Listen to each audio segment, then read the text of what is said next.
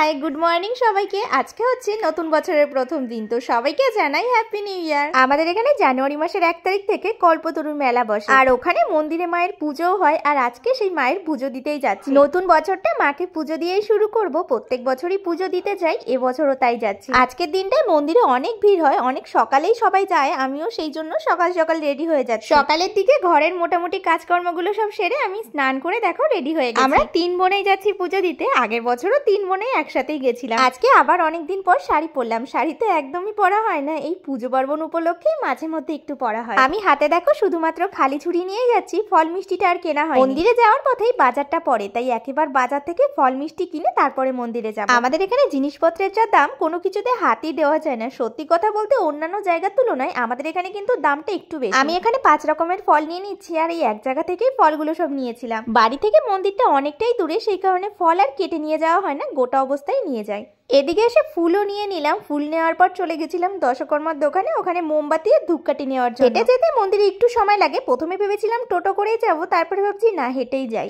আমরা যখন যাচ্ছিলাম তখন দেখছি অনেকেই পুজো দিয়ে চলে আসছে, তার মানে বুঝতে পারছো তারা কত সকালে গেছে। আমরা যখন যাচ্ছিলাম তখন বাজে প্রায় 9:30। অনেকে কিন্তু আরো সকালে যায়। দেখে মনে হচ্ছে এই বাদাম জিলিপির দোকানপাটগুলো সেই ভোরবেলা থেকেই খুলে বসে আছে। আসলে আজকে থেকেই পুরো জমজমাট মেলা শুরু, সকাল থেকেই সবাই মেলায় ঘুরবে। এই দেখো আমরা মায়ের মন্দিরেও চলে এসেছি, আর দেখো কি পরিমাণে ভিড় হয়। প্রতি বছরই মায়ের মন্দিরে ঠিক এরকমই ভিড় হয়, আমরা সেই ছোট্টবেলা থেকে দেখে আসছি। হেঁটে হেঁটে গিয়ে সবার পেছনে গিয়ে দাঁড়িয়ে পড়ে, আর এখানে মনে হচ্ছে 5 মিনিটের মধ্যেই 20-25 জন লাইনে দাঁড়িয়ে পড়ছে। মন্দিরের ভেতরে ঢুকে বেশিক্ষণ দাঁড়ানো যায় না, কারণ যেহেতু এত ভিড়, যদি অনেকক্ষণ দাঁড়িয়ে থাকি তাহলে তো লাইন সারাদিনে শেষই হবে না। মায়ের মন্দিরের পাশে এখানে একটা শিব মন্দিরও আছে, তো সেখানে গিয়ে ঠাকুরকে একটু নমস্কার করে আসলাম, আর ধূপকাঠিও জ্বালিয়ে এসেছি। আজকের দিনে এখানে বসিয়ে সবাইকে খিচুড়ি খাওয়ানো হয়, তো সেই কারণে পাশে কিন্তু রান্না হচ্ছে। আগে যখন ছোট ছিলাম প্রতি বছর কিন্তু এই 1 তারিখে ঠাকুমা দাদুর সাথে এখানে খিচুড়ি খেতে আসতাম। দেখো এখানে কতগুলো কড়াইতে রান্না করা হচ্ছে, কারণ এখানে প্রচুর মানুষের খাওয়া দাওয়ার জন্য আয়োজন হয়েছে। আমাদের এই মায়ের মন্দিরটা জানো তো ভীষণ জাগ্রত, অনেক দূর থেকেই কিন্তু লোকজন আসে এই মায়ের মন্দিরে পুজো দেওয়ার জন্য। আর এখানে দেখো এই খিচুড়ি প্রসাদটা গাড়িতেই তোলা হচ্ছে, হয়তো এটা কোথাও নিয়ে যাওয়া হবে। অন্যান্য বার দেখেছি লাইনে দাঁড়ালে খুব একটা বেশি সময় লাগে না, তবে এবছর অনেকটা লেট হয়ে গেছে। আমরা সেই মন্দিরে ঢুকতে ঢুকতে 11টা বেজে গেছিল।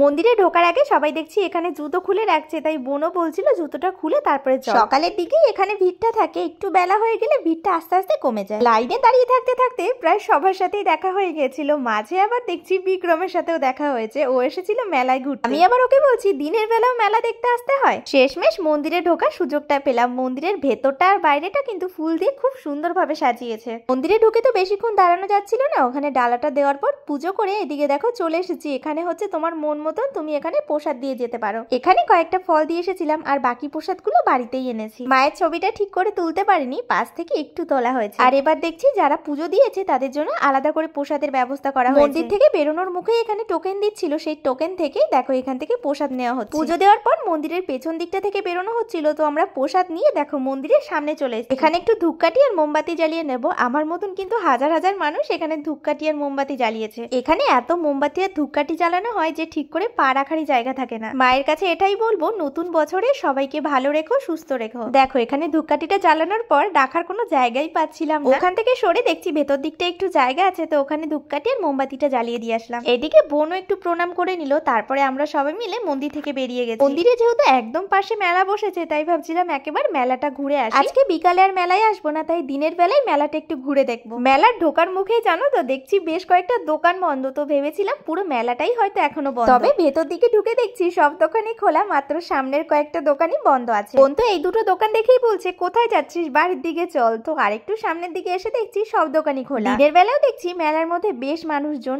আসলে সবাই মন্দিরে পুজো দিতে এসছে, সেই উপলক্ষেই মেলাটাও একেবারে ঘুরে যাচ্ছে। এখন কিন্তু বেশ রোদও উঠেছে, সকালের দিকে বেশ ঠান্ডা ঠান্ডা লাগছিল, তবে এখন বেশ গরম লাগছে। মেলায় ঢুকলে সবার আগেই কাপ প্লেটের দিকে চোখ যায়, তো সেদিকেই আমরা চলে এসেছি। যেহেতু আজকে প্রথম দিন, সেই কারণে দামের তো কোনো কথাই বলা যাবে না।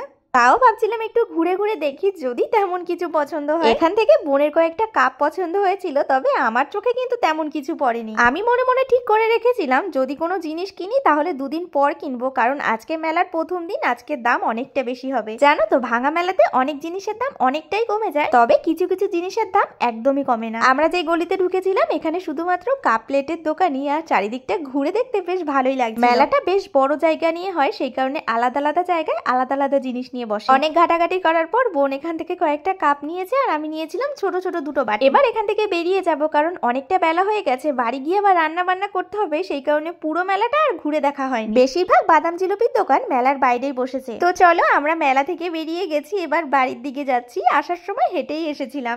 সকাল থেকে যেহেতু কেউ কিছুই খায়নি তাই সবার খিদেও পেয়েছিল, তো ভাবছিলাম এখান থেকে কিছু খেয়ে যাই। এই কারণে মিষ্টির দোকান থেকে 3টে সিঙ্গারা নিয়েছিলাম। সিঙ্গারা 3টে খেতে খেতেই বাড়ি চলে যাব। মিষ্টির দোকানে সিঙ্গারার সাথে যে চাটনিটা দেয় আমার কিন্তু খেতে ভীষণ ভালো লাগে, তবে সকাল থেকে যেহেতু কিছু খাইনি সেই কারণে মিষ্টি একদমই খেতে মন চাইছিল না। তো চলো সিঙ্গারাটা তো আমরা নিয়ে নিয়েছি, এবার বাড়ির দিকে যাওয়া যাক। বাড়িতে এসে সবার প্রথমে হাত মুখ ধুয়ে নিই। আর এখানে মন্দির থেকে যে প্রসাদটা দিয়েছিল সেটাই বের করে নিচ্ছি। প্রসাদে দিয়েছিল পোলাও, তো আমি কিছুটা পোলাও এখান থেকে খেয়ে নিচ্ছি আর বাকিটা বাড়ির সবাই খাবে। আমার জানো তো একদমই মনে হচ্ছিল না যে এটা নতুন বছর, শুধুমাত্র কয়েকটা সংখ্যায় চেঞ্জ হয়েছে, তবে কিছু কিছু মানুষ এমন ভাব দেখাচ্ছে মনে হচ্ছে ভাগ্যটাই যেন পাল্টে গেছে। যাই হোক, এবছর আর পিকনিক খাওয়া হয়নি, তবে কাকিরা যেহেতু এসেছে তাই বলছিল সবাই মিলে একটা পিকনিক করবে। তো আজকে বাড়িতে হাঁসের মাংস আনা হয়েছে সবাই মিলে পিকনিক করব বলে। তো এখানে মা আর কাকি সবকিছু মিলে রেডি করে নিচ্ছে, আর ভাই আর আমি মিলে এখানে দুটো জেলি কৌটো নিয়ে বসেছি, কোনো মতেই খুলতে পারছি না। তোমাদের মনে আছে সেই 1 টাকা দামের জেলির কৌটোগুলো, যেটা আমরা ছোটবেলায় হাজার চেষ্টা করলেও খুলতে পারতাম না? এখানে প্রায় সবকিছু রান্না বান্না হয়ে গেছে, শেষের দিকে শুধুমাত্র মাংসটাই বাকি আছে। তো বোন এখানে মাংসটা রান্না করছে, আর আমার মাংসের মধ্যে সব থেকে বেশি হাঁসের মাংসটাই ভালো লাগে। আজকে অনেকদিন পর এই হাঁসের মাংসটা বাড়িতে রান্না হচ্ছে।